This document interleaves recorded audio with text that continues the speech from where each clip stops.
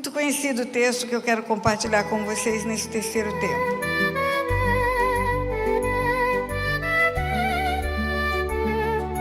Está em Lucas capítulo 15 e começa assim: Ora, chegavam-se a ele todos os publicanos e pecadores para o ouvir. E os fariseus e os escribas murmuravam, dizendo: Este recebe pecadores e come com eles. Então lhes propôs esta parábola. Então, na língua portuguesa, é por causa disso. Está calor, então eu vou ligar o ar-condicionado. Está frio, então eu vou botar um casaco. Estou com sede, então eu vou beber água. Então, por causa da crítica que Jesus recebe, porque ele anda e come com pecadores, andar já era um caso muito sério, mas comer, ter comunhão, é sentar à mesa, é ter um tempo de qualidade. Por causa dessa crítica, Jesus responde por parábolas. O que eram parábolas? Parábolas eram historinhas aparentemente triviais, comuns, coisas do conhecimento deles, mas que na verdade traziam no bojo mistérios do reino dos céus. Um dia, um perguntou para ele: por que o senhor fala através de parábolas? Ele disse: porque não é a todos que é dado a conhecer os mistérios do reino dos céus, mas a vós eu explico. E no particular ele ia contar o sentido espiritual daquilo que parecia apenas uma historinha comum.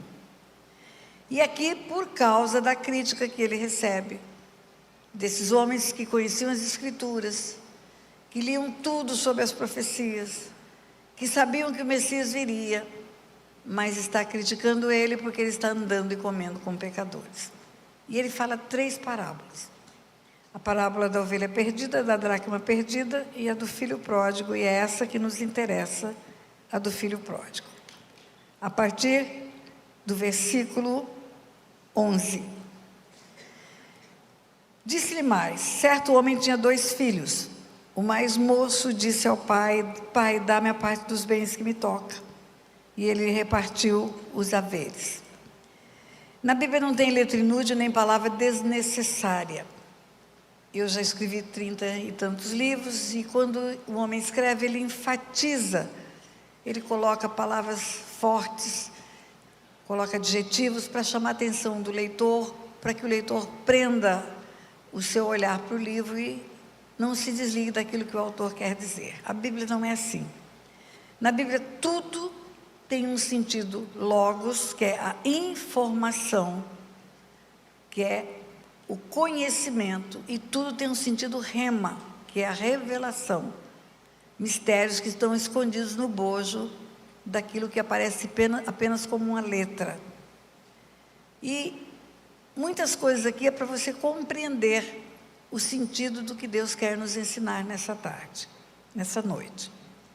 Por que está escrito: o mais moço disse ao pai: dá-me a parte dos bens que me toca? E o pai lhes repartiu os haveres.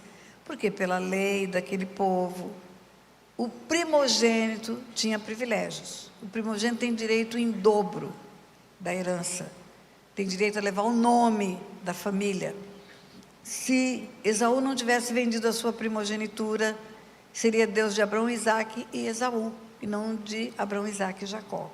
A continuidade do nome seria de Esaú. Então a primogenitura era da maior importância. Herança era o dobro. Se tem 2 filhos e vai repartir, reparte em 3 partes. O primogênito fica com 2 e o segundo filho fica com 1. E o mais moço, que tem menos direito, pede ao pai: dá-me a parte dos bens que me cabe. Mas não cabe nada. Enquanto o pai está vivo, não há direito à herança. Há uma expectativa de direito. É diferente. Um homem rico pode pegar todos os seus bens, comprar um navio e torrar viajando o mundo inteiro, gastando com comida e passeio, comida e passeio. Ele não tem obrigação de deixar herança. Ele deixa porque é bíblico. A Bíblia diz que o homem de bem deixa para os filhos e até para os filhos dos filhos. Mas não há um direito adquirido, há uma expectativa de direito. Dá-me a parte dos bens que me cabe. Não cabe nada ainda, tem só uma expectativa. E o pai repartiu os haveres. Então, deu uma parte para esse e fica 2 partes para o outro. Poucos dias depois, o filho mais moço, que é o que pediu, ajuntando tudo que era seu, partiu para uma terra distante e ali desperdiçou os seus bens, vivendo dissolutamente. E havendo ele dissipado tudo, houve naquela terra uma grande fome e começou a passar necessidades. Então foi encontrar-se a um dos cidadãos daquele país, o qual mandou para os seus campos apacentar porcos. Tem algumas informações importantes aqui. Poucos dias ele foi embora. Então ele premeditou deixar o pai. Passado não muitos dias, tem uma versão que diz assim, poucos dias depois, essa versão que eu tenho no celular. Não há um tempo dele pegar esse dinheiro e dizer, pai, me ajuda a montar um negócio, me ensina, o senhor é um homem de sucesso, o senhor fez um grande projeto e o senhor é rico, o senhor tem 2 filhos e tem bens para repartir. Não, ele premeditou tudo e ele juntou tudo que era seu e foi embora. Quando você junta tudo que é seu, você está mandando uma mensagem, não volto mais. Eu estou hospedada num hotel aqui, no Tri Hotel, eu vou juntar tudo que é meu, a hora que eu partir na madrugada, que eu vou sair 4 horas da manhã do hotel, porque eu não volto. Não tem plano de estar aqui daqui a uma semana.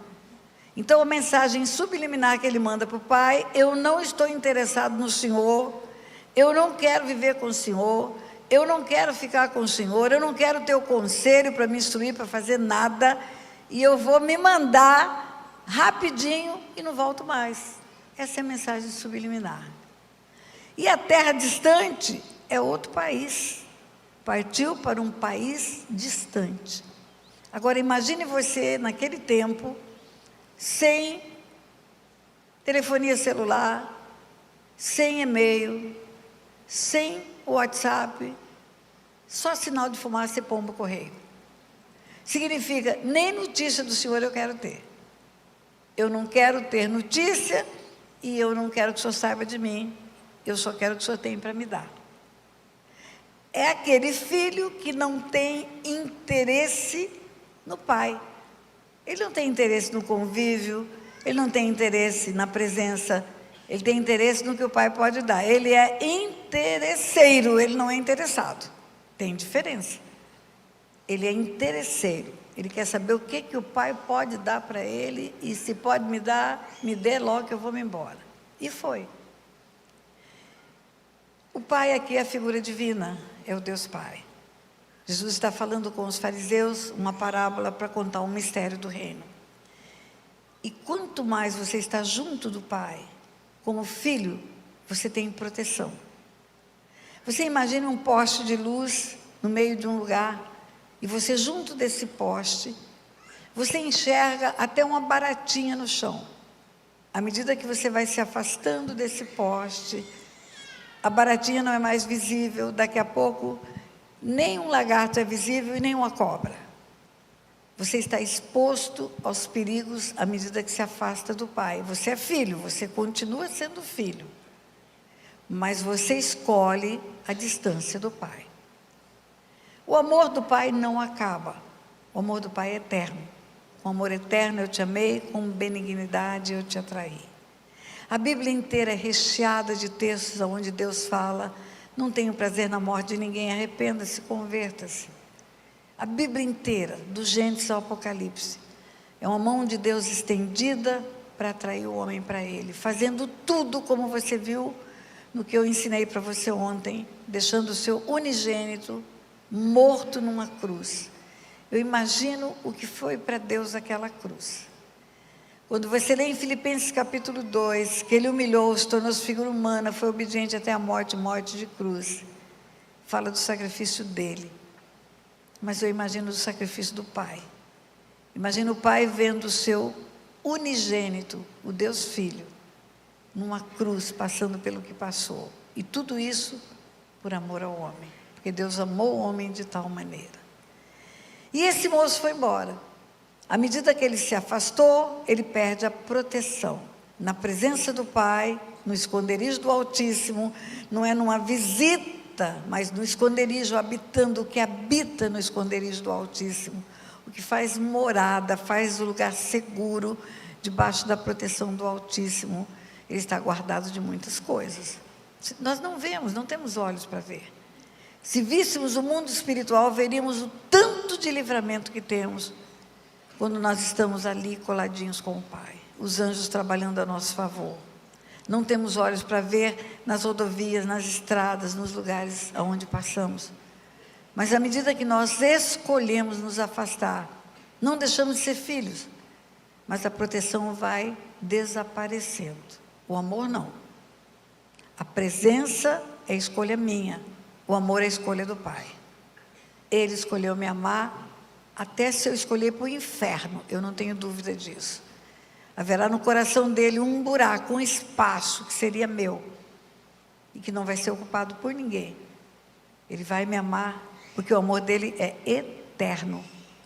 Com amor eterno eu te amei, com benignidade eu te atraí. Ele fala isso em Jeremias 31.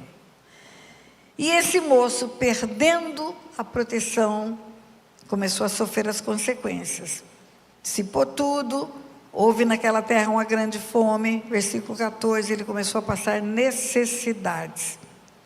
Foi encontrar-se um dos cidadãos daquele país, o qual mandou a seus campos para apacentar porcos.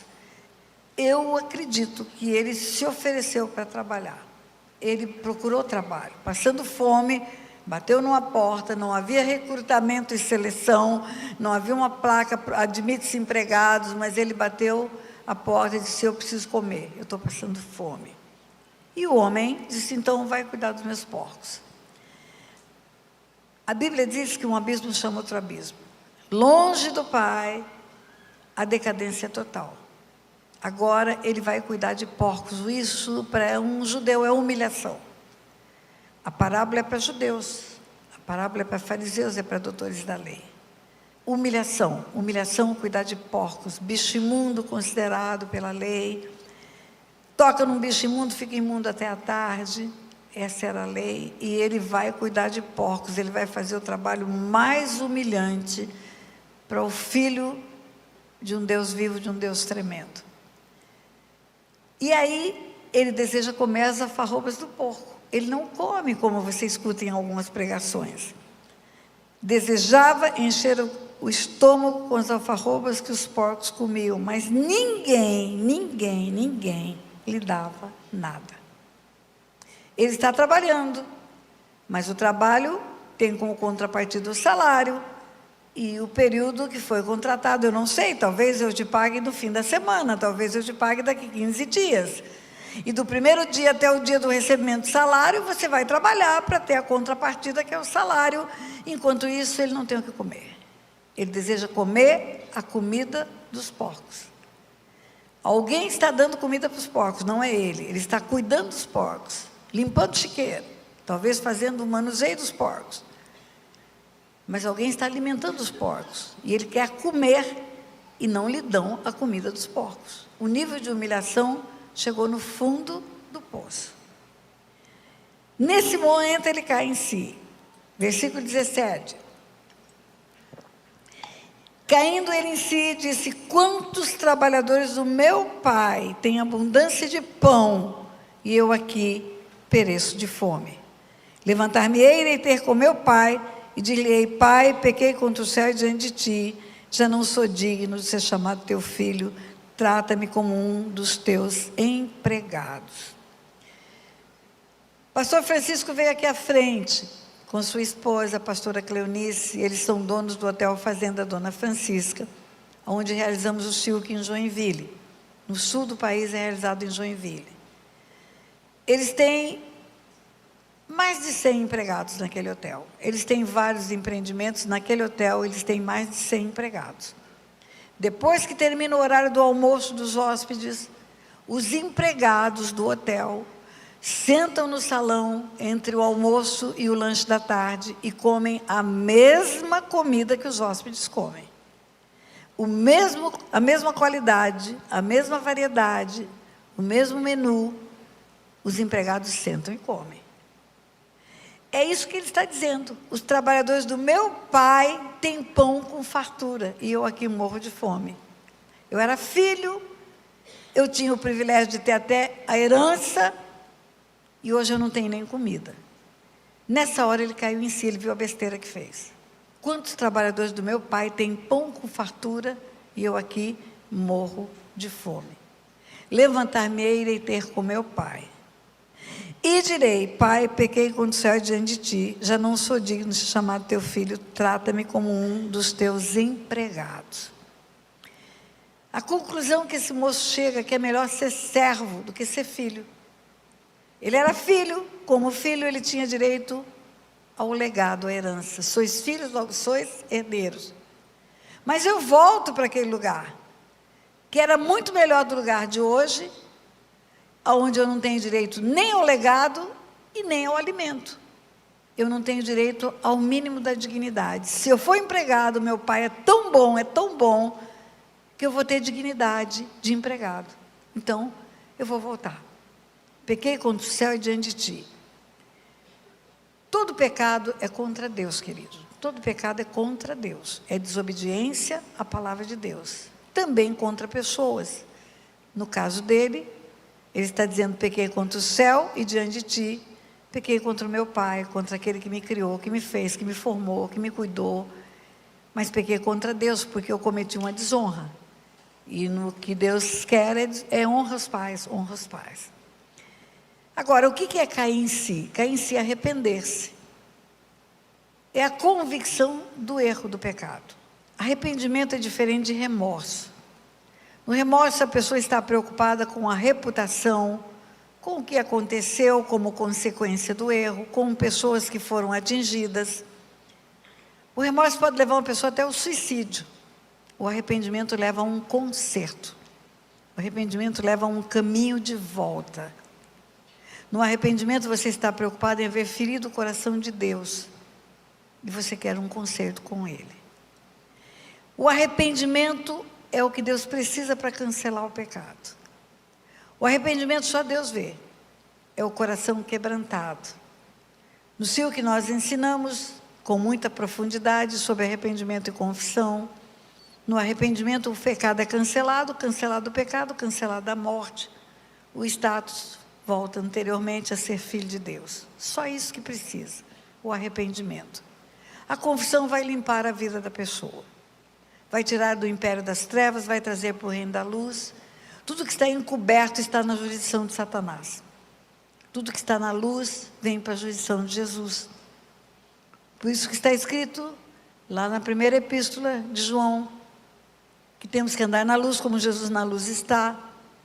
E quando estamos na luz, confessamos nossos pecados. E lá diz: se confessarmos nossos pecados, Ele é fiel e justo para perdoar os pecados e nos purificar. Purificar é limpar. Perdoar é um verbo, purificar é outro verbo. Perdoar é sinônimo de remir, redimir. Purificar é sinônimo de limpar. Quando confessamos os pecados, limpamos. E quando limpamos, tiramos da jurisdição de Satanás a nossa vida. Por isso que está escrito: o que encobre a transgressão jamais prospera. O que confessa e deixa alcança misericórdia. A confissão limpa. Imagine aquela figura do acumulador que aparece no Discovery. Enche a casa de lixo, enche a casa de lixo, enche a casa de lixo. Vamos imaginar que um dia ele é curado da síndrome de acumulador. Ele é nova criatura, acorda curado, não vai catar mais lixo em lugar nenhum, não vai encher a casa dele de caixa vazia, vai tirar toda a podridão, não vai juntar mais. Ele está curado? Está. Ele é nova criatura? É. Ele mudou? Mudou. Ele nasceu de novo? Nasceu. Acordou? Outra pessoa. Mas os 30 anos que ele acumulou sujeira dentro de casa, junto com o lixo vieram ratos, baratas, percevejos, lacraias, estão todos lá. Enquanto ele não botar esse lixo todo do lado de fora, mesmo ele sendo nova criatura, os bichos vão ficar lá dentro. Os demônios permanecem. Enquanto os pecados estão ocultos, os demônios não vão embora. Além de ser nova criatura, precisa ser limpo. E a limpeza se dá pela confissão dos pecados. Aí você vai entender que não é uma verdade absoluta. Aquele que está em Cristo é nova criatura e não tem mais problema com o inimigo. Aquele que está em Cristo é nova criatura, coisas velhas já passaram e tudo se fez novo. O próprio Cristo fala, aquele que está em mim, meu Pai limpa. Eu sou a videira verdadeira, meu Pai é o agricultor. E o ramo que está em mim, meu Pai limpa. Está em Cristo, ele está no lugar onde pode ser limpo. Mas não é no lugar onde chegou limpo. Vai ser limpo, e se não for limpo, vai ser lançado fora. A Bíblia nos ensina com clareza, essa limpeza é tirar das mãos do inimigo, para o inimigo não ter mais uma procuração para tocar na nossa vida. E o arrependimento é o que vai gerar o perdão, e a confissão é o que vai gerar a limpeza. E esse moço se arrependeu. Ele levantou-se, versículo 20, e foi para o seu pai. Olha bem, é um processo. Cai em si, arrepende-se. E agora, arrependi-me e faço o quê? Vou fazer o caminho de volta. Eu vou mudar. O arrependimento precisa ser sucedido por uma nova conduta. Arrependei-vos e convertei-vos. A conversão é uma mudança de mente, mudança de atitude, é metanoia. Eu me arrependo de tudo que fiz e vou fazer tudo diferente a partir de agora. Está escrito na carta aos Efésios, aquele que furtava não furta mais, aquele que mentia não mente mais. A nova criatura, o novo homem, é esse homem transformado. Não é só aquele que levantou a mão um dia de grande emoção. E a decisão de fazer nova vida, ela tem que ser sucedida por uma atitude de ir. Não é só um plano. Depois que termina o Silk, as pessoas voltam para casa, reconciliam com as famílias, vão buscar os filhos que abandonaram, vão fazer o pedido de perdão para os filhos bastardos. Tem um pós. Eu vou fazer e faço. É um plano que, se não for executado, é só um plano. O cemitério está cheio de plano. Gente que planejou fazer e nunca fez. E ele foi. Levantou-se, pois, e foi para o seu pai. Estando ele ainda longe, seu pai o viu, encheu-se de compaixão e, correndo, lançou-se-lhe ao pescoço e o beijou. Eca! O cara está fedendo porco, o cara está fedendo dias de caminhada de um país para o outro, e o pai estava com o olho na estrada. Quando vê o filho se aproximar, corre ao encontro, o abraça e o beija.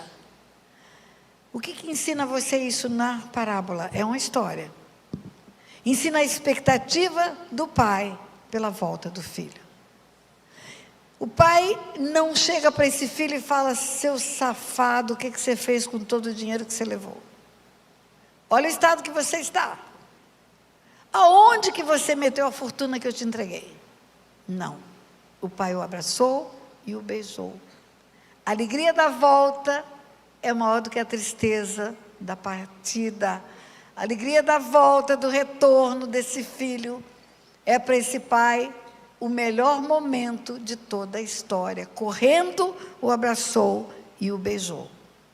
E aí o filho vai fazer o discurso que ensaiou. Qual era o discurso? Pai, pequei contra o céu e diante de ti, já não sou digno de ser chamado teu filho, trata-me como um dos teus trabalhadores. Esse era o discurso. Levantar-me-ei, irei ter com meu pai, e lhe direi: pai, pequei contra o céu e diante de ti, já não sou digno de ser chamado teu filho, trata-me como um dos teus trabalhadores. Ele só conseguiu falar a metade da frase. Pai, pequei contra o céu e diante de ti, não sou digno de ser chamado teu filho. Quando chega nesse ponto, o pai disse aos servos, o pai tem servos, lembra? Que come bem dentro de casa. O pai é rico. O pai tem 2 filhos e tem empregados. Quando ele chega nesse ponto da frase, o pai disse aos servos: trazei depressa a melhor roupa, vestilha, ponde-lhe o anel no dedo e a sandália nos pés. Trazei também e matai o novilho cevado. Comamos e regozijemo-nos, porque este meu filho estava morto e viveu, estava perdido e foi achado. Escute bem. Antes que ele consiga terminar a frase: pequei contra o céu diante de ti, não sou digno de chamar teu filho, trata-me como um dos teus trabalhadores. Quando chega no ponto, Pequei contra o céu diante de ti, não sou digno de chamar teu filho. O pai chama os empregados, manda mudar as vestes. Há um símbolo nas vestes. Quando você lê outra parábola, que é a parábola do casamento do filho, que está em Mateus 22, o banquete pronto, o pai manda chamar todos para a festa, para as bodas do filho, e entram pessoas de todos os lugares naquele banquete. Quando o pai entra no salão da festa, para a festa do casamento do filho, no caso é o Deus Pai, o Deus Filho, tem um homem que não está vestido com vestes nupciais. Homem não é macho, raça humana. Eu mostrei para você o que é homem na Bíblia, é humanidade. E o rei entra e fala, como você entrou aqui sem veste nupcial? Mateus 22. O homem fica silenciado. Não tem o que dizer. O que é veste nupcial? Veste limpa, limpa, sem mancha, sem mácula, sem ruga. Vestes de noiva. Você nunca viu uma noiva entrar com ketchup, com chocolate, com café na roupa? Como você entrou aqui, amigo? O rei pergunta. Como você entrou aqui, amigo? Sem vestes nupciais. O homem emudeceu. Por quê? Porque ele é amigo. Ele faz parte do corpo. Ele é a igreja. Ele foi para a sala do banquete porque ele é a igreja. Ele faz parte do corpo. Ele faz parte daqueles que foram aceitos na sala do banquete. Mas ele não está com vestes brancas. E ele fica em silêncio, porque ele não pode dizer, olha Deus, eu não sabia que eu não podia ver pornografia na internet. Ele não pode dizer, ele vai dizer, eu escutei várias vezes o meu líder dizer que eu tinha que ser santo como o Senhor é santo. E eu não ouvi. Eu não segui o conselho. Ele não vai poder dizer, eu não podia ser ladrão, fazer negócios escusos, prejudicar pessoas. Ele não vai poder dizer, eu não sabia que eu não tinha que tratar mal a minha esposa. Porque o Senhor ensinou, pelos líderes que o Senhor colocou na minha vida, que o marido tem que amar a esposa como Jesus ama a igreja, dar a vida por ela. Eu não sabia. Ele não vai poder dizer que não sabia. Então ele fica quieto. Quando ele fica quieto, da parábola de Mateus 22, o rei chama os servos e manda jogar fora da sala do banquete, um lugar onde há trevas e ranger de dentes. E termina a parábola de Mateus 22 dizendo, porque muitos são chamados e poucos são os escolhidos. Muitos são chamados e poucos são os escolhidos. E quantas vezes você ouviu essa parábola com esse final para dizer, muitos são chamados para serem pastores, mas poucos são escolhidos. Muitos são chamados para ser missionários, mas poucos são escolhidos. Os disponíveis são os escolhidos. Muitos são chamados para liderar ministérios, mas poucos são escolhidos. Não é isso. Os escolhidos são os que estão com vestes limpas diante de Deus. Os escolhidos para ficarem com Deus, aqueles que escolheram santificar-se, é isso que a parábola diz. E aí você vai entender o teor do sermão que Jesus fala, da sua volta, o sermão profético de Marcos 13, quando ele diz, verão o Filho do Homem vir nas nuvens com poder e grande glória, e reunirá os seus escolhidos, dos quatro cantos da terra. Os escolhidos são os limpos, são aqueles que escolheram deixar o pecado, aqueles que escolheram mudar de vida, mudar o comportamento, serem novas criaturas de verdade, um novo comportamento. Quando esse moço volta, o pai manda trocar as vestes. Primeira coisa, tira as vestes sujas, tira as vestes que não podem permanecer comigo. Sandália nos pés, anel no dedo. Eu fiz questão de vir com um anel bem extravagante hoje, para todo mundo ver esse anel. O anel é o símbolo da autoridade. O brasão da família, os documentos de família eram selados num lacre com o selo do anel. O pai está dizendo, você volta a ter autoridade de filho. O anel no teu dedo significa que você faz parte da família outra vez. Você é agora meu filho de novo. Você volta arrependido e o teu arrependimento é suficiente para te limpar. E agora eu quero que você volte a ter autoridade de filho. E sandália nos pés. Sandália é o destino. O corpo vai voltar para o pó e o espírito vai voltar para Deus. O meu destino de filha é viver eternamente com o meu pai na eternidade. O meu pai, o pai do meu espírito, o espírito eterno que eu sou, esse é o meu destino. Eu tenho um pai no céu, e esse pai nunca me deixou e vai viver comigo por toda a eternidade. O vencedor herdará todas essas coisas, Apocalipse 21, 7. Eu serei Deus e ele me será filho. Eu vou viver com ele por toda a eternidade. É isso que esse moço tem de restituição. Agora escute bem. O pai, além de falar para os servos, troca as vestes, coloca o anel no dedo e a sandália nos pés, manda matar o novilho cevado. O, artigo masculino definido singular. Não é um novilho, não é vai lá e escolhe um gordinho, não. Não é vai lá e escolhe um novilho que está bom para a gente fazer um churrasco. É o. Sabe o que significa? O dia que esse moço foi embora, o pai mandou separar um determinado novilho para fazer a festa da volta do filho, para fazer o churrasco da volta. Engorda esse novilho, porque meu filho vai voltar. Todo ser criado por Deus, todo homem, toda mulher, Deus tem uma expectativa que volte para o lugar certo, que volte para o lugar de filho, que receba Jesus, que se converta do mau caminho, que vá para casa. Lá é o lugar de todos nós. Nós fomos formados por Deus para isso. Não fomos formados para viver num lago de fogo e de enxofre, não. Nenhum homem, nenhuma mulher foi formado. Todos foram formados para ter um lugar no coração do Pai, todos. O inferno é para os anjos caídos, não é para os homens. O inferno foi feito para aqueles que conheceram Deus face a face, que viveram com Deus por séculos e séculos, que conheciam a inteireza do caráter de Deus, da grandeza de Deus, sabiam quem Deus era e escolheram deixar Deus. Por isso Deus fez o homem aqui, para o homem escolher ir para lá, escolher estar com Deus. Matai o novilho cevado, comamos e regozijemos, porque esse meu filho estava morto e reviveu. Estava perdido e foi achado. Não tem desviado, querido. Não existe desviado. Isso é uma linguagem que nós inventamos.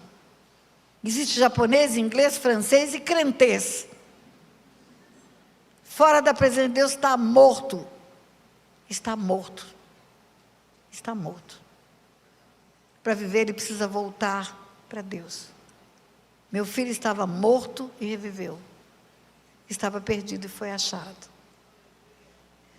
Eu ia muitas vezes ministrar numa igreja em Atlanta, na Geórgia, nos Estados Unidos. Eu vi aqueles meninos crescerem naquela igreja. Eu vi um deles se tornar o baterista da igreja, a coisa mais linda, aquele menino na bateria. E numa das idas minhas, ele não estava na igreja. Eu senti falta daquele rapaz. Depois do culto, jantando com os pais, pastores, eu perguntei, onde ele está? Ah, pastor, ele está desviado. Ele está no mundo, ele está tendo experiências terríveis, promiscuidade, vícios. Mas eu estou segura que Deus está com ele. Eu estou segura que Deus está lá. Ele foi apresentado no altar na infância. Ele cresceu nos caminhos do Senhor. Eu tenho certeza que ele está ali com Deus. Deus não vai deixá-lo naquele lugar.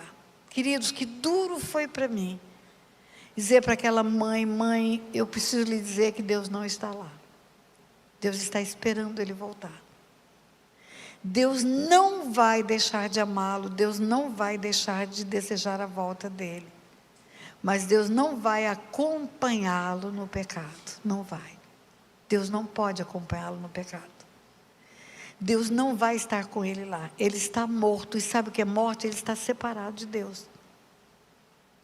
Quando ele voltar, ele vai reviver. Mas ele está morto. Então a mãe começa a orar, para que o Espírito Santo convença ele do pecado, da justiça e do juízo, como precisou convencer no começo da vida dele. Porque ele voltou para a lama como uma porca volta para a lama. É o que está escrito na Bíblia. Ele precisa se arrepender. E enquanto não se arrepender, ele está morto. Comamos e regozijemos, trazei e matai o novilho cevado. Porque esse meu filho estava morto e reviveu, estava perdido e foi achado. Olha, os veganos e os vegetarianos que me perdoem, mas foi um churrasco, viu?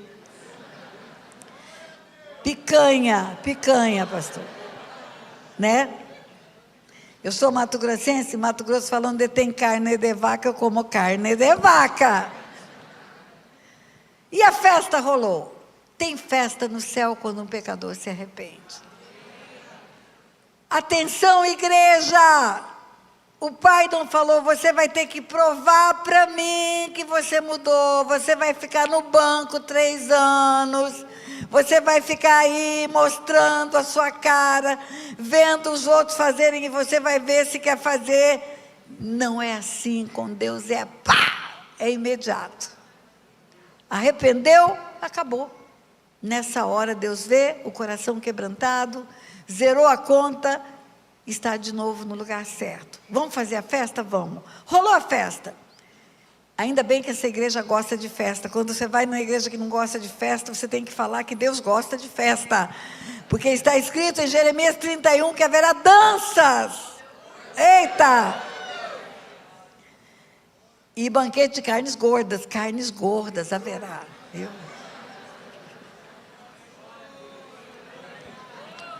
Ô, glória!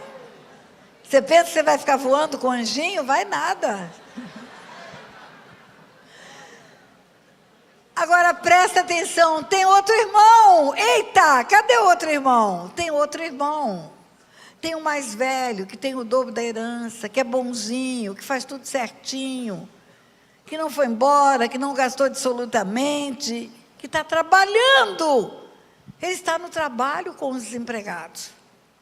Ora, o filho mais velho estava no campo, e quando voltava, ao aproximar-se da casa, ouviu a música e as danças. Chegando a um dos servos, perguntou, o que é isso? Respondeu-lhe este, chegou o teu irmão, e o teu pai matou o novilho cevado, porque recebeu ele são e salvo. Mas ele se indignou e não queria entrar. Saiu então o pai e estava com ele. Insistiu para ele entrar. Ele, porém, respondeu ao pai, eu que te sirvo há tantos anos, nunca transgredi um mandamento teu, contudo, nunca me deste um cabrito para eu me regozijar com os meus amigos. Vindo, porém, esse teu filho, que desperdiçou os teus bens como meretrizes, mataste-lhe o bezerro cevado, o novilho cevado. Replicou-lhe o pai, filho, tu estás comigo, e tudo que é meu é teu. Era justo, porém, que regozijássemos e alegrássemos, porque esse teu irmão estava morto e viveu, estava perdido e foi achado.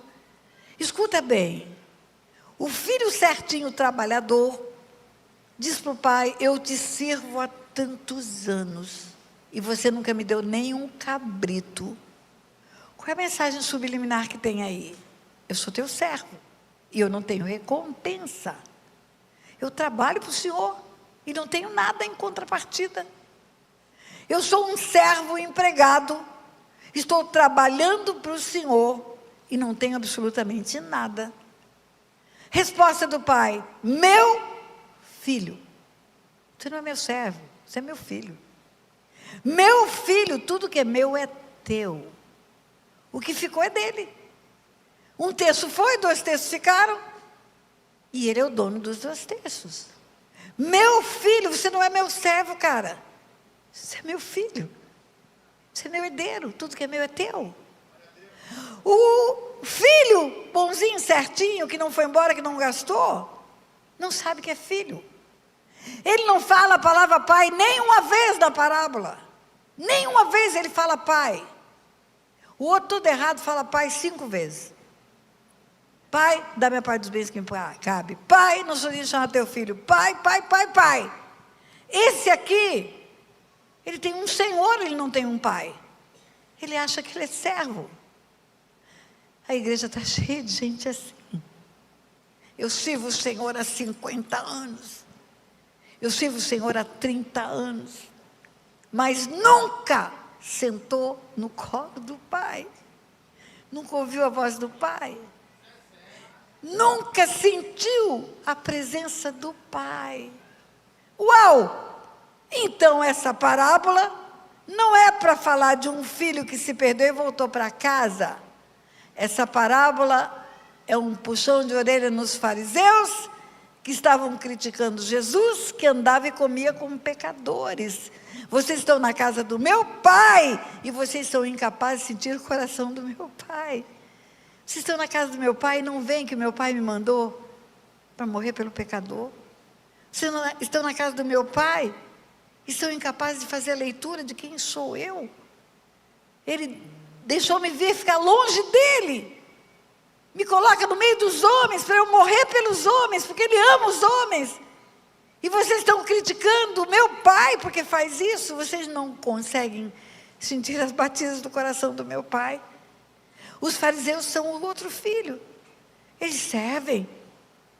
Eles vão para os rituais, leem as escrituras, mas são incapazes de sentir o que o Pai sente. De se alegrar quando o Pai se alegra, quando o pecador se arrepende. Sabe por quê? Porque o efeito colateral da orfandade espiritual é a religiosidade. Se você não sente o coração do Pai, você fica preso à letra. A letra mata. Se você não sente o coração do Pai, você não ama as pessoas como o Pai ama. Se você não sente o coração do Pai, você não se alegra quando o Pai se alegra. E não chora quando o Pai chora. Eu fui desse jeito muitos anos, queridos. Muitos anos. Toda certinha, toda centradinha.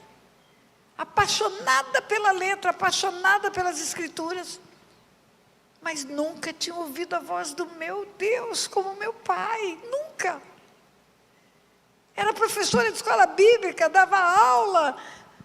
3 cultos da igreja eram sob a minha responsabilidade, pelo tanto que Deus me deu o entendimento da palavra. Mas vazia da presença de Deus. Entupida, um canal entupido de craca. Por todo o sofrimento de filha, de menina que fui. Uma mãe drogada em cima de uma cama, um pai promíscuo, abandono, abuso sexual, tudo de ruim.com. Assista, por favor, o vídeo da minha história, para você entender. E religiosa, em cima do sapato alto. Sou serva de Deus. Deus não quer servo, Deus quer filho. Ele quer filho que serve. Quando Jesus fica para trás, que Maria o encontra, ele fala: eu estou cuidando do negócio do meu pai. O filho não é empregado, ele cuida dos negócios do pai, que é a herança dele. Você não está implantando o reino de Deus, você está implantando a tua herança. É a tua herança. Vindo e bendito do meu Pai, para o reino que está preparado desde antes da fundação do mundo.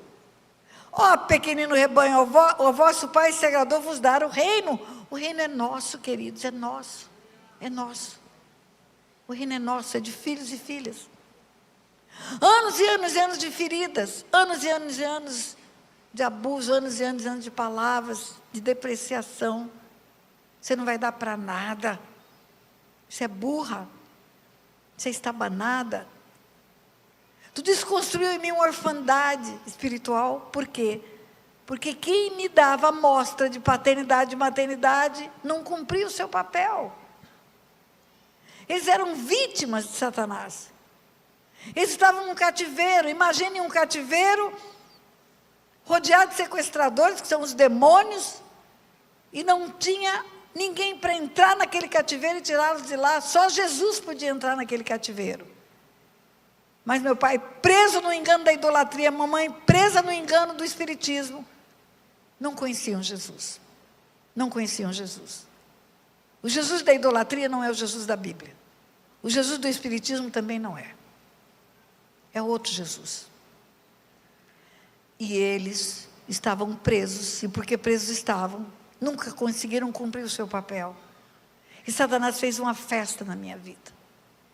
Quando você assistir o vídeo, você vai ver que precisou Deus enviar um homem, esse meu marido lindo, que nasceu num lar cristão, para me apresentar a Jesus.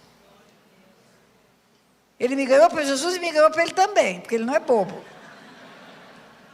Se eu sou bonitinha hoje, imagina eu com 14 anos, hein, pastor? É nada, era uma encrenca, era coisa horrorosa, você não tem ideia. Imagine um cabelo crespo, sem mãe para fazer penteado, sem shampoo, sem condicionador, sem nada. Imagine 18 qualidades de verme que pegou no lixo aqui da Ana, era uma coisa horrorosa. Mas Deus envia esse homem que me ama como Jesus amou a igreja. Me apresenta o Evangelho, me anima, começa a ser boca de Deus na minha vida. Eu sou burra mesmo, não consigo fazer nada. Ele dizia, não, Tânia, você é inteligente, você não tem ideia. Me leva para estudar. Eu fui fazer o ginásio, já era mãe. Depois eu fui fazer o normal, já era mãe de novo. Quando eu cheguei no concurso para juíza, eu já era avó. Minha primeira neta já tinha nascido, que já me deu 2 bisnetos. A vida foi transformada, mas até um determinado momento, eu não conseguia ser filha de Deus. Mesmo havendo entregue minha vida para Jesus. Os bloqueios, as feridas, as dores, impediam que eu chegasse ao coração de Deus como filha.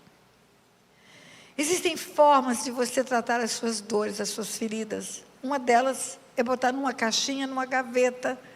Não quero falar mais nisso, não toca nesse assunto. Você deleta, bota lá numa caixinha de reserva. Eu fiz isso. Meu pai foi embora, voltou, foi embora, voltou, foi embora, voltou. Um dia ele foi embora e não voltou mais. E quando ele foi embora e não voltou mais, a minha mãe usuária de drogas, meu irmão entrou para usuário de drogas também. Usou LSD e enlouqueceu. Meu irmão entra para uma clínica psiquiátrica, ficou 5 anos internado, meu pai foi embora e sumiu. E eu falei, não precisa voltar mais. Matei o meu pai na minha cabeça. Passam-se os anos, casada, tinha uma filha de 12 anos já. A minha filha chegou da escola e falou, mãe, quem que é seu pai? Eu acho que teve alguma coisa de pais na escola, ou de avós. Naquela hora, eu sempre tinha o convencimento pessoal, porque isso é o que Satanás dizia para mim, você não vale nada, se você valer, seu pai cuidava de você, você não tem valor, se você valer, sua mãe cuidava de você, se tivesse valor, sua mãe não mandava você comprar droga na mão do homem que abusou de você, porque foi assim que aconteceu. O meu livro chama Drogas, Docinhos e Abuso Sexual, porque na mesma farmácia que eu comprava drogas para minha mãe, drogas químicas, farmacêuticas, eu ganhava docinhos, porque ele era um pedófilo que ele cevou a minha confiança. E com 9 anos de idade, ele praticou e consumou o que ele planejou. Por isso o livro é Drogas, Docinhos e Abuso Sexual, minha biografia. Cheguei em casa no dia do abuso, contei para minha mãe. Ela nem examinou meu corpo. Sabe por quê? Porque ela dependia daquele homem para usar drogas. Porque aquele homem era o líder do centro espírita que ela frequentava. E ela acreditava que ela ia encontrar com um noivo que suicidou antes dela casar com meu pai. Então ela ia para o centro espírita e tinha naquele homem um guru espiritual dela. Não examinou meu corpo, não me viu, não me ouviu. E eu tentei me matar com 9 anos de idade. Há uns 4 anos atrás, em São Paulo, numa farmácia, eu tive que fazer o teste PCR para Covid. Um país que eu fui lá exigiu. E agora ninguém mais entra em quartinho de farmácia, você compra o remédio no balcão. Você não faz mais procedimentos em quartinho de farmácia. Antigamente fazia, tirava pressão, injeção na veia, injeção no bumbum, não faz mais isso. Mas para fazer o teste PCR para Covid eu tive que entrar. E lá na minha infância, lá com 9 anos de idade, o abuso sexual aconteceu dentro do quartinho da farmácia. Aquele homem conquistou a minha confiança dos 5 aos 12 anos que eu ia comprar drogas para minha mãe. Eu confiava nele. Ele disse aquele dia, entra aqui, eu quero te mostrar uma coisa que tem aqui dentro. E lá dentro aconteceu. Passam-se os anos. Eu tinha só 9. 3 anos atrás, eu já com 75 anos, entrei numa farmácia para fazer o teste PCR para Covid. Tira uma secreção do nariz, coloca num aparelho e você fica esperando o resultado por alguns minutos. Naqueles minutos, Deus me trouxe à memória o quartinho da farmácia de 9 anos de idade. E aconteceu algo sobrenatural ali. Deus me fez sentir o cheiro do esperma daquele homem, quando eu tinha 9 anos de idade.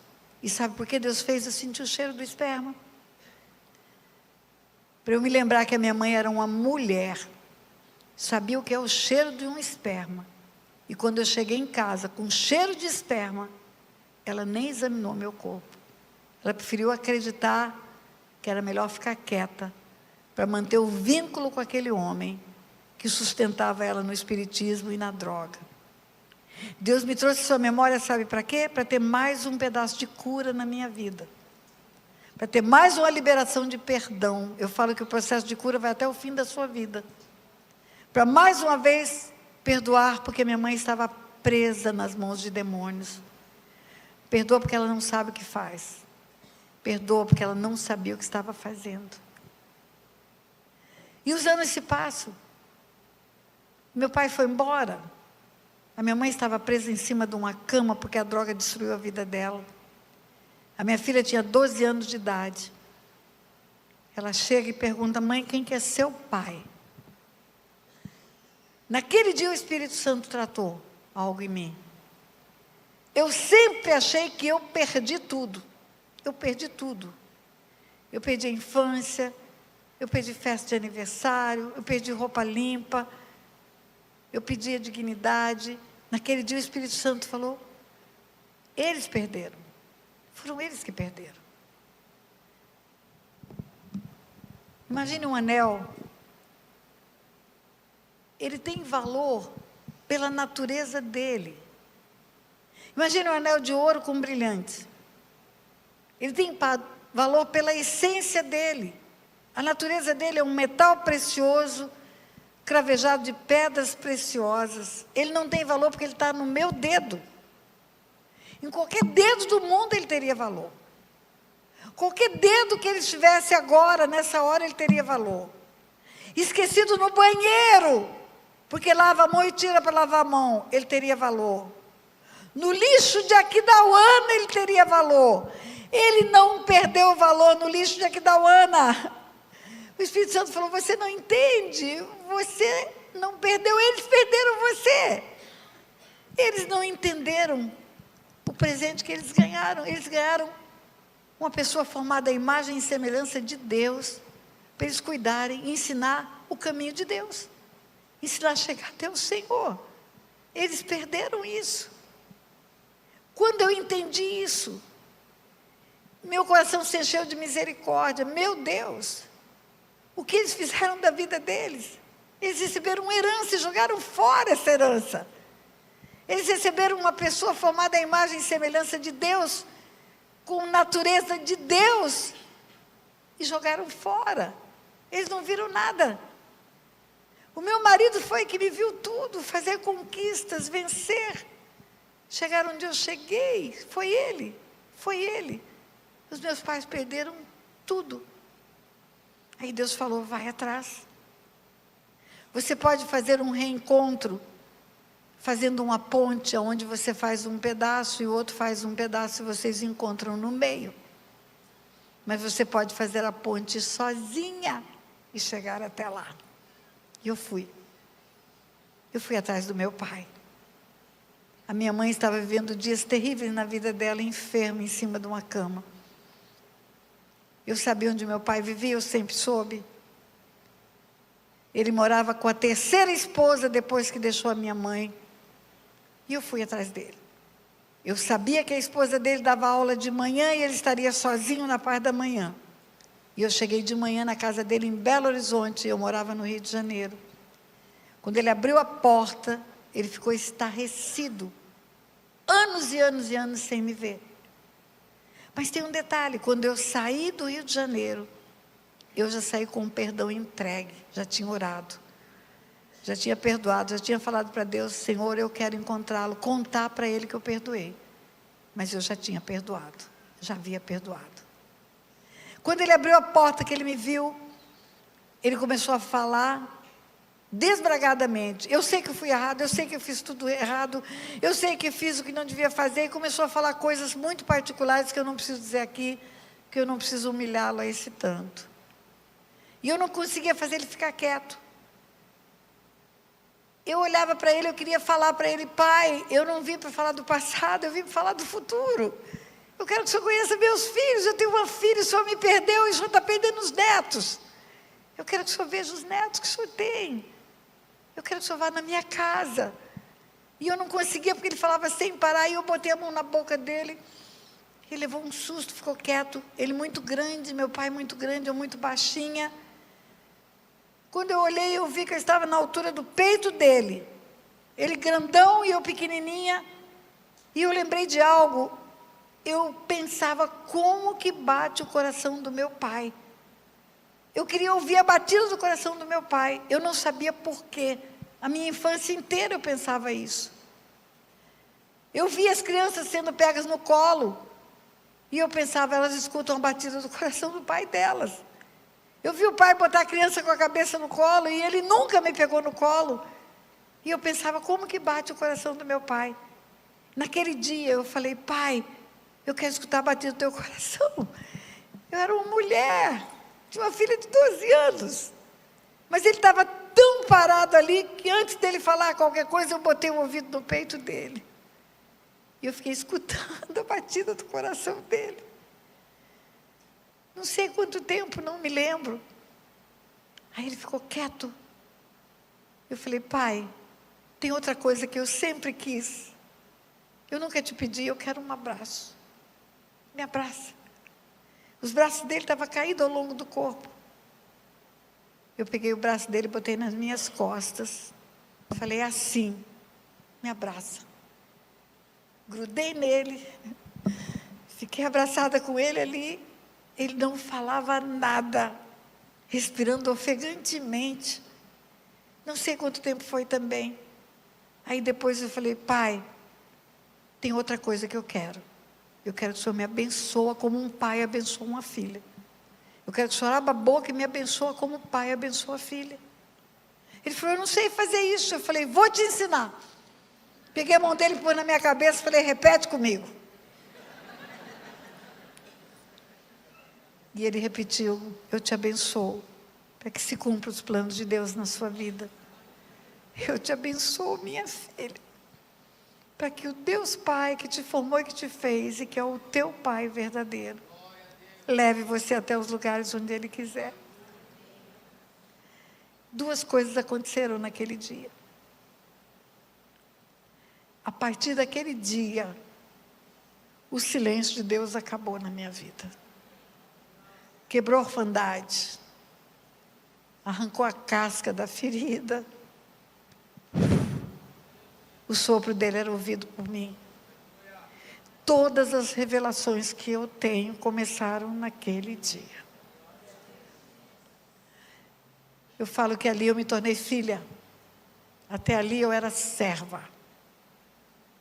Ali veio a certidão de nascimento. E a segunda coisa que aconteceu, ali começou o processo de conversão do meu pai. Sabe por quê? Porque ele viu Jesus em mim. Eu não cheguei acusando, não cheguei apontando o passado, não cheguei levantando tudo que ele fez de errado. Cheguei dizendo, pai, vamos começar do novo, do zero. Vamos começar uma nova história. 28 anos depois que meu pai foi embora, morreu a terceira esposa que ele tinha, morreu de câncer, é uma longa história. E ele voltou para casa. Morreram juntos ele e minha mãe. Ela se converteu, ele se converteu. Mas o mais importante é que a partir dali, a minha posse de filiação de filha de Deus se tornou realmente a história da minha vida. O que eu estou querendo dizer para você? Não importa o que fizeram com você, importa o que você vai fazer com o que fizeram com você. Não importa o tamanho da ferida que fizeram, perdoa, perdoa, perdoa.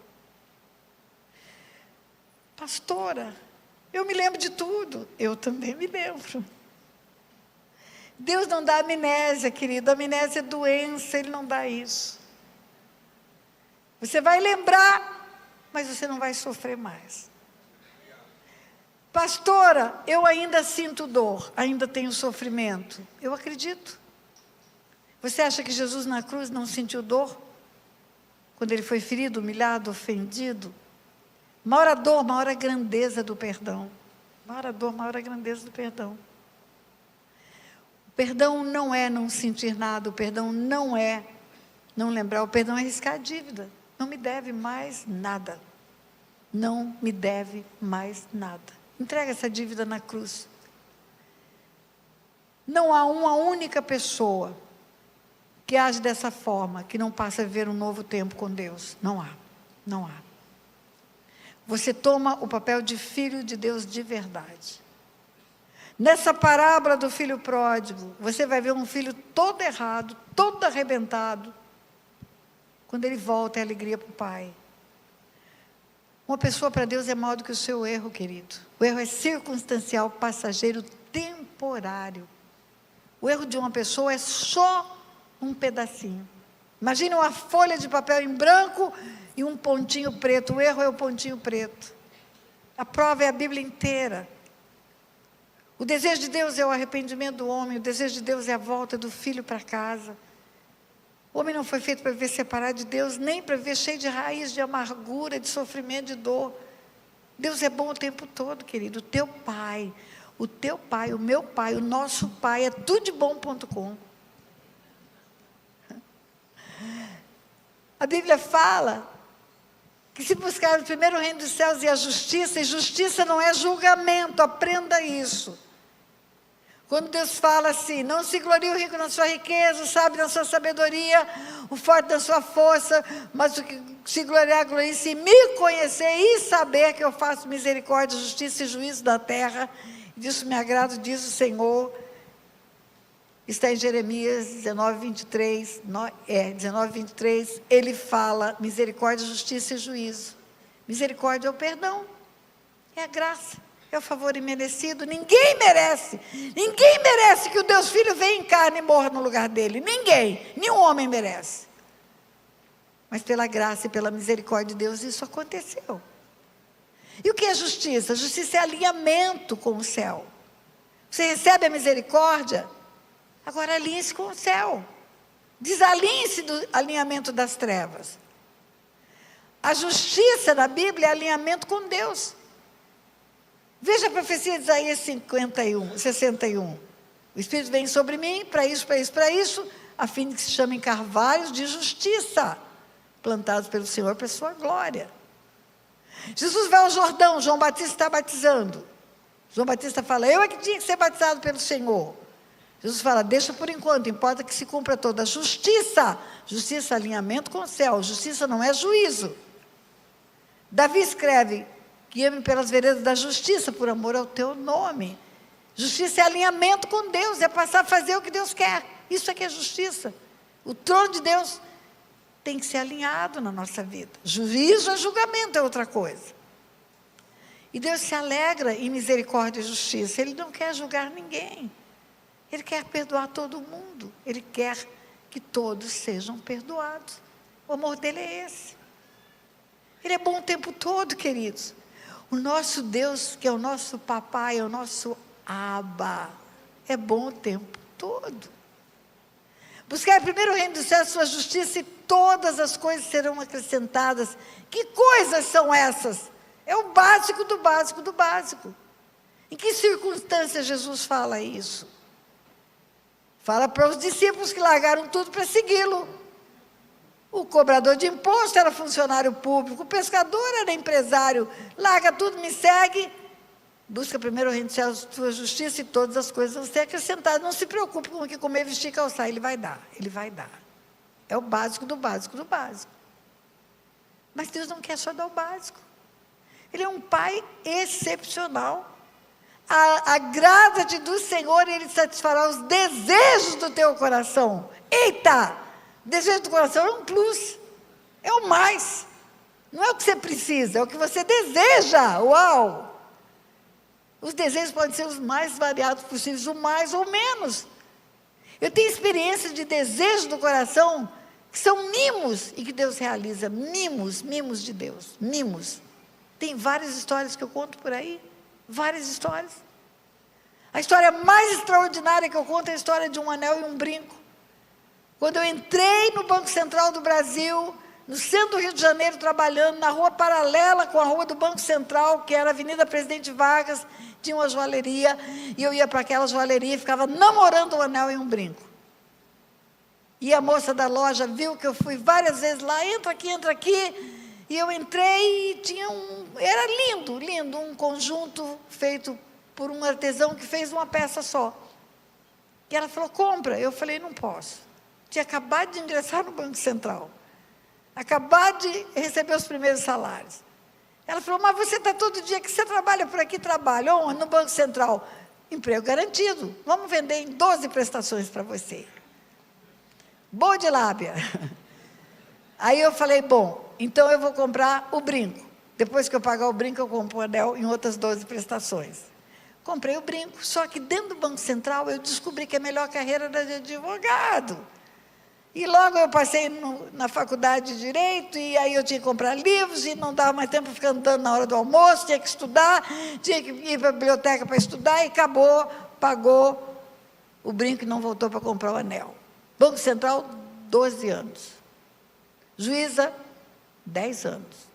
22 anos. Mais 8 anos depois de aposentada. Eu fui pregar em Palmas, no Tocantins. Pregar para mulheres. Terminou a conferência, fui para o hotel. Interfona da recepção do hotel para o meu apartamento. Tem uma mulher aqui que quer conversar com você. E tinha um saguãozinho no andar. Eu falei, pode mandar ela subir, eu vou atendê-la aqui no andar. Aí aquela mulher sobe. Ela fala, Deus mandou eu entregar algo para você. Abre a bolsa, ela era vendedora de joias. E aquela loja vendia para vendedores. Ela abre aquela caixinha e o que estava lá dentro? O anel. 30 anos depois, ela falou, não sei porquê, mas Deus mandou eu dar para você isso aqui. Ele disse que você vai saber o que é. Quando eu abri aquele negócio, eu falei, o que é isso? Deus falou, você pode ter esquecido o que você queria ser, não, mas eu não esqueci. Ele realiza o desejo do coração, Ele faz mais do que você imagina. Mas ainda está escrito, nem olhos viram, nem ouvidos ouviram, nem jamais penetrou no coração daqueles que amam o Senhor. Ele faz o que você nunca desejou, nunca pensou, nunca sonhou. Sabe por quê? Porque Ele é Pai. Porque você é filha. Ele é Pai e você é filha. Larga para trás o que foi ruim, deixa na cruz aquilo que tira de você esse papel de filho, entrega tudo nas mãos dele. Perdoa tudo, solta tudo e corre para os braços dele. Você vai ver que grande é o relacionamento de um filho com um Deus tremendo. Você é burra, hoje o inferno inteiro pode falar, você é burra. Eu vou dizer, não sou, eu sou filhinha de papai. E eu quero terminar levando você a liberar um perdão. As pessoas falam que elas não podem dar o que elas não receberam. Ah, pode sim. Com Jesus você pode dar tudo que não recebeu. Nunca abraçou teu filho? Começa a abraçar. Nunca beijou teu filho? Começa a beijar. Nunca falou para ele a importância que ele tem? Começa a falar. Você vai construir um caminho para ele chegar ao coração do Deus Pai, que é o Pai eterno dele. Começa a dar valor para ele. Um dia eu escutei uma história, só uma história. O homem era um empresário extremamente importante. E o filho dizia: pai, vamos brincar. Não posso. Hoje tem uma reunião especial na empresa. Na outra semana: pai, vamos brincar. Não posso. Hoje tem um treinamento. Pai, vamos brincar. Não posso. Não posso. Hoje eu tenho que ir para o curso de inglês. Todo mundo estuda inglês na minha empresa e eu não posso ficar de fora. Hoje eu não posso porque tenho que ir para a academia, eu tenho que ter alta performance física e não posso. Pai, o senhor é muito importante. O senhor ganha bem? Muito bem. Eu sou o CEO da minha empresa. E falou para o filho quanto ganhava. E aí o filho falou: ô pai, não vou mais atrapalhar o senhor. Não vou mais pedir para o senhor dar atenção para mim. E não pediu. 3 meses se passaram. No final de 3 meses o pai chega com um carro na garagem. E aquele menino aparece da garagem com um sorriso de orelha a orelha, com 3 latas de leite ninho abraçadas no peito. Mas não era leite ninho que tinha lá dentro, eram moedas. Ele juntou moedas 3 meses. O dinheiro da merenda escolar, lavou o cachorro do vizinho, limpou o quintal do outro vizinho. Pai, sabe quanto tem aqui dentro? Tem tanto. E eu fiz uma conta. O senhor ganha tanto no mês, tanto numa semana, tanto num dia, tanto numa hora. Aqui tem dinheiro para pagar 2 horas. Fica comigo 2 horas, papai. Eu preciso do senhor. Sabe, papai, mamãe, você acha que é o relógio de marca, que é o celular de marca, que é o tênis de marca, que vai marcar a vida do teu filho? Não. É o tempo que você dá para ele. É a conversa que você tem com ele. É a atenção que você pode dar. E eu vou te contar um segredo. O filho que você não abraça, o pedófilo abraça. E ganha o teu filho. O filho que você não conversa com ele, o traficante conversa. E ganha o teu filho. Eu quero não apenas que você libere perdão para os pais que fizeram tudo errado com você, mas eu quero que você assuma uma paternidade, uma maternidade responsável, para deixar um legado que vai fazer com que teus filhos cheguem ao coração de Deus como filhos, sabendo que Deus é provedor, é protetor, é amigo, é amável. Muitas pessoas estão aqui e são só servas. Há uma diferença crucial entre servo e filho. Eu tenho servo e tenho filho. Eu tenho 2 filhos, Leonardo e Simone. E tenho servos. Ana Cláudia é uma serva. Robson é um servo. Servo Raimundo já partiu para a glória. Há uma diferença muito grande. Eles vivem pelo trabalho, eles vivem pela recompensa do trabalho. Ganham muito mais do que só o que é exigido pela lei. Mas eles não têm herança. Herança é de Simone e Leonardo.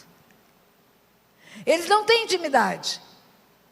Quando eu chego de viagem, a conversa com eles é amigável, mas até certo ponto, com limitações. Eles não podem entrar no meu quarto, deitar na minha cama. Meu filho pode. Minha filha tem um ditado, ela é folgada igual tudo que é filha da terra. Ela fala: o que a mão não leva, a casa entrega. A mão é dela, o que eu não encontrar em casa é porque ela levou. Porque eu fico a maior parte do tempo viajando, ela mora na mesma cidade, ela é veterinária, e ela está lá em casa e vai para a casa dela. Um dia eu cheguei de viagem, cadê o meu frigobar do escritório? Sumiu. Simone, a mão levou, né, meu frigobar. Ah, mãe, queimou a minha geladeira de vacina, eu fui lá e peguei seu frigobar. Sabe por que ela pode? Porque ela é filha. Só porque ela é filha. Você acha que a Ana Cláudia, a faxineira, pode levar o frigobar? Era meu aniversário. Meu filho foi passar em casa com os 2 filhos dele, o Tiago e o Leonardo. Eu acordei com aquele brutamontes em cima de mim. Ele fez uma pose não, eu sei lá como é que chama, uma performance de judô, e pulou em cima de mim na cama, botou o cotovelo e me espremeu na cama, e o filho mais velho subiu em cima dele, e o mais novo subiu em cima do mais velho, fez uma pirâmide em cima de mim. E eles entraram falando, vamos fazer montinho na vovó, vamos fazer montinho na vovó. Você acha que o jardineiro pode fazer montinho em cima de mim?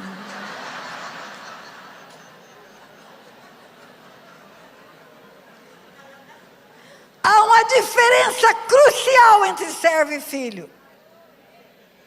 Só filho tem intimidade. Só filho tem conhecimento dos segredos. Só filho tem ligação integral, on time, online, o tempo todo. Então sai do lugar de servo, torna-se filho de Deus. Sai hoje desse lugar. Você é filha, você é filho. Você é tão amado por esse pai, que se preciso for, ele mata o filho dele por você, a Bíblia fala. Curva a sua cabeça. Eu quero que Deus traga à tua memória onde está a chave espiritual da tua orfandade, a ferida produzida pelos teus pais. Aquele pai bruto, aquele pai que te abandonou, que te fez e não te cuidou. Aquele pai que foi preciso a mãe entrar com um pedido de pensão alimentícia para você ter comida. Aquele pai que não te deu nem o nome. No teu documento está pai ignorado. Aquele pai que foi atrás de vícios, de promiscuidade e deixou você passar necessidade. Aquele pai que tocou no seu corpo, quando devia proteger você. Aquele pai que proferiu palavras de ofensa, declarando que você não é nada, não vai dar para nada, que você não tem valor. Que Deus mostre para você onde está essa chave da orfandade. Aquele pai que nunca fez nada por você, que quando você bateu a porta dele, ele falou, eu conquistei o meu patrimônio, agora se vire para conquistar o seu. Aquele pai que o dia que você errou, tratou você com desprezo, como se ele fosse perfeito, como se ele nunca tivesse errado na vida. Aquele pai que abriu a boca para declarar fracasso para você. Não sei onde está a chave espiritual da tua orfandade. Aquele pai que deixou você sem suporte, que nunca te acompanhou numa escola, nunca defendeu você. Quando você chegava em casa e contava ofensas recebidas, ele dizia, resolva isso na rua. Mas ele tinha que ser a proteção para você. Ele tinha que ser o guarda-chuva. Talvez a chave espiritual da tua orfandade esteja na tua mãe. Aquela mãe dura, que nunca foi amável, que dizia, eu não sei onde estava com a cabeça quando eu pari você. E dizia, você vai ver o que é bom quando você tiver filho.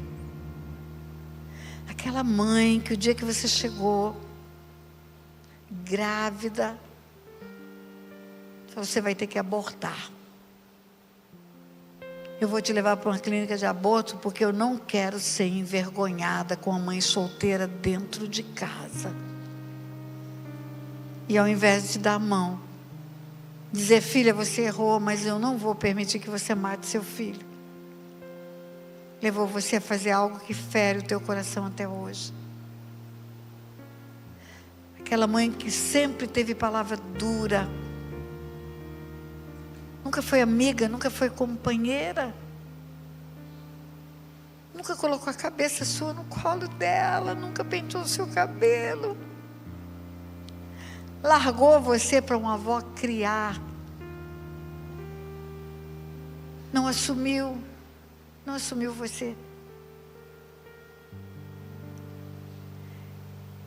Que por causa de um homem, largou você, foi embora, deixou você com seu pai, te abandonou. Deixou a herança do Senhor. Não sei onde está a chave da sua orfandade. Não sei se você foi humilhada por eles diante de pessoas. Mas eu sei que você pode entregar isso na cruz hoje. Você pode entregar na cruz. Dizer: Deus, eu te entrego as minhas feridas.